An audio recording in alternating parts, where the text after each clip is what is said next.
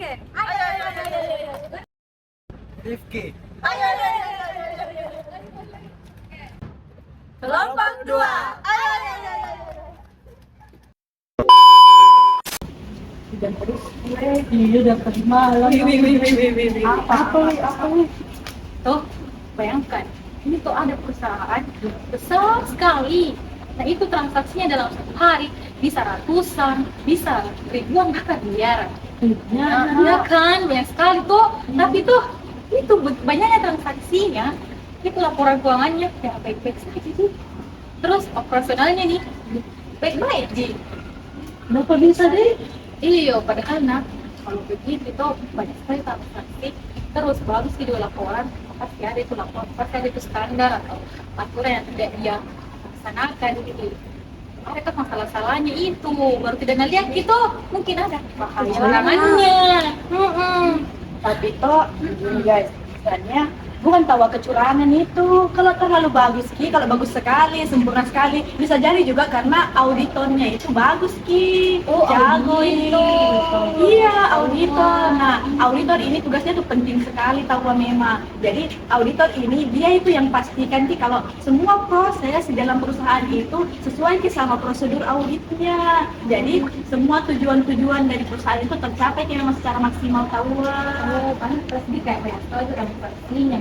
Terus bagus juga laporan keuangannya. Ternyata audit. Iya, tapi auditnya memang bagus, tapi memang susah tahu juga tugasnya itu audit tidak gampang nih.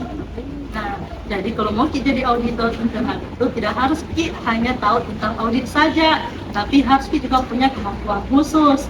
Nah, jadi menjadi pertanyaan sekarang itu, kompetensi apa itu kira-kira yang harus dimiliki auditor internal supaya bisa Ki menjalankan profesinya secara profesional deh? Pasti banyak tahu, Banyak sih, harus kayak ini, kayak itu. karena banyak tahu. Banyak sekali pasti.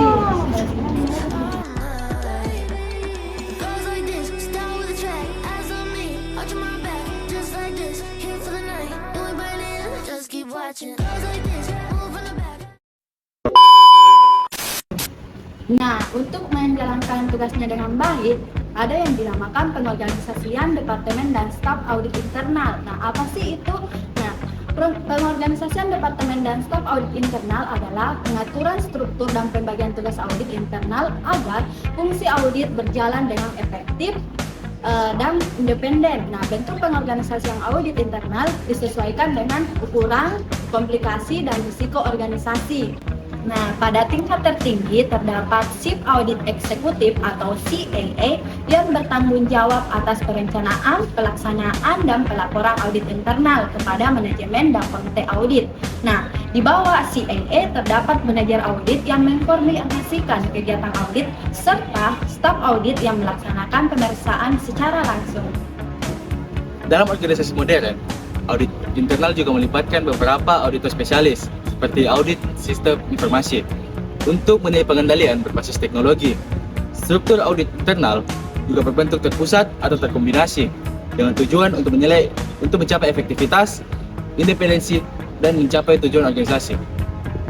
Supaya proses audit berjalan dengan baik dan lancar, sebuah organisasi harus memiliki kebijakan audit yang jelas.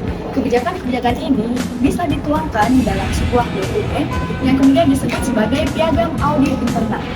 Nah, dalam prosesnya sendiri, audit internal dimulai dari beberapa rangkaian. Mulai dari yang pertama yaitu perencanaan audit berbasis risiko, kemudian dilanjutkan dengan pelaksanaan audit lapangan, kemudian penyusunan laporan hasil audit, dan diakhiri dengan pemantauan hasil rekomendasi. Selain itu, seorang auditor internal harus memegang teguh kode etik yang terdiri atas integritas, objektivitas, kemudian kerahasiaan, dan kompetensi profesional. Nah, ada pula yang dinamakan dengan kompetensi kunci auditor, di mana auditor harus memiliki keterampilan khusus agar dapat menjalankan tugasnya dengan baik. Nah, yang pertama ada keterampilan wawancara.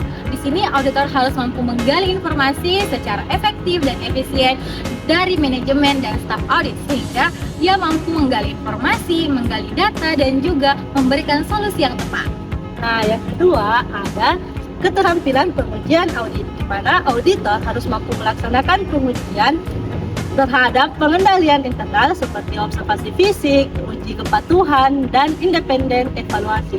Nah, selanjutnya ada yang dinamakan keterampilan dokumentasi. Di sini, auditor harus mampu mendokumentasikan seluruh kegiatan auditor sehingga ia mampu menyusun laporan audit secara sistematis. Nah, selain dari keterampilan dokumentasi, ada juga yang dinamakan keterampilan komunikasi, di mana auditor harus mampu menyampaikan temuan auditnya secara profesional dan mudah dipahami. Dan kemudian ada yang dinamakan dengan keterampilan negosiasi. Di sini auditor harus mampu bernegosiasi dengan tim manajemen ataupun stafnya sehingga ia mampu merekomendasikan apa yang direkomendasikan dapat diterima dan dilaksanakan dengan baik. Nah, dan yang terakhir ada komitmen pembelajaran berkelanjutan, di mana auditor harus tetap mengembangkan pengetahuan dan keterampilannya seperti mengikuti perkembangan teknologi, regulasi, dan standar audit. Nah, itulah tadi keterampilan yang dimiliki oleh auditor sehingga ia mampu menjadi seorang auditor yang jago, keren, dan juga kece. Guys, perusahaan besar yang semua operasionalnya tadi perfect itu, mereka bisa perfect karena mereka punya auditor internal yang menjalankan semua tugasnya sesuai dengan kompetensi inti auditor internal. Ya udahlah guys, Ibarat 1 tambah 1 sama dengan 2. Simple, biar waras, simple, biar waras.